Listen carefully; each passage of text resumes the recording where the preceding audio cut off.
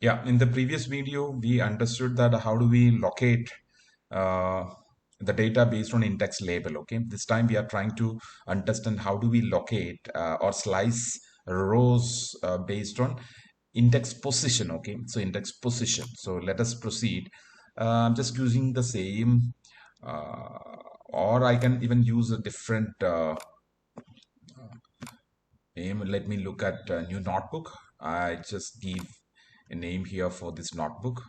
I would say the name of the notebook would be slicing the data based on index position. Okay, so let me rename. I just use import pandas as pd and run it, and I just execute. I read card, same data name. I just pd dot read underscore csv is called as um, car details, car details from car csv. I just use this name, and just see here, there is, if you see head, you can see there is no heading. Sorry, there is a heading, but there is no indexing, right? This is actually the default index, is it? So what I do this time, I'm just try to slice the data or locate or get the data based on the index position. Okay, so in order to do that, what I do, I just use car. I use the function ilock, right? Ilock. Let's assume I just mentioned 0 here. You can see here what happens here. You just get the name, the first car, that is nothing but Maruti 800. Even before that, let me do one thing. Mm, Let me do, and yeah, there's no need to even sort it. Actually, they will sort it also. Sorting is also required. And let me do one thing. Two. Let's make it that way. You'll be able to get the first two cards, because in Python we can see that indexing start from 0 onwards. That's the reason we are able to get, right. So, but sometimes you want to get you know index, but you don't want to get continuous. Okay, so you want to get the sixth one and first one, let's assume. So in this case, you need to do a square bracket. You need to add one more square bracket here. You need to add, let's assume, first index one, and sixth index is here, right? It's Hyundai, right?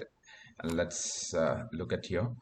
So whenever I just extracted here indexing 0 to 2, have you seen the 0 to 2?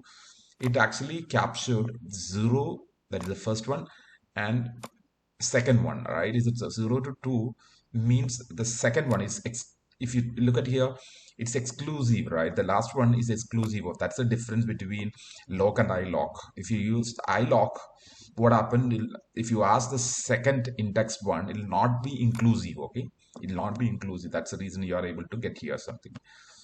So in this ilock, we can also look at car dot ilock.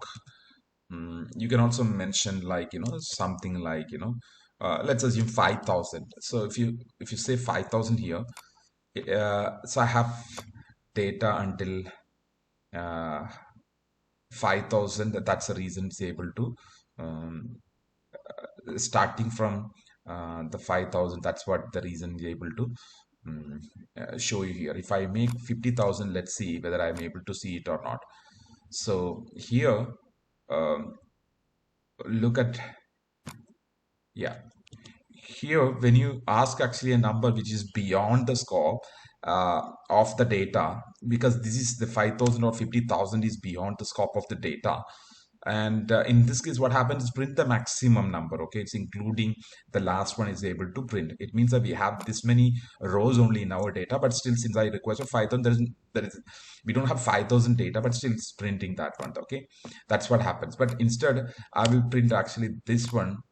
Look at here. Straight away, if I ask, actually, if it is showing an error, right? It means that there is nothing called as index position 5,000. Okay, so that's what happens here. So here, if you again say and 4,000 to the end, it's also print the end of the index position. That's what happens in Python. Okay, so I believe, hope you understood the use case of ilog and how it's different from a log, because a log function, loc function, help us in terms of locating the rows or slicing the rows based on the index labels. Here this is mostly a position based slicing. Okay, that's it.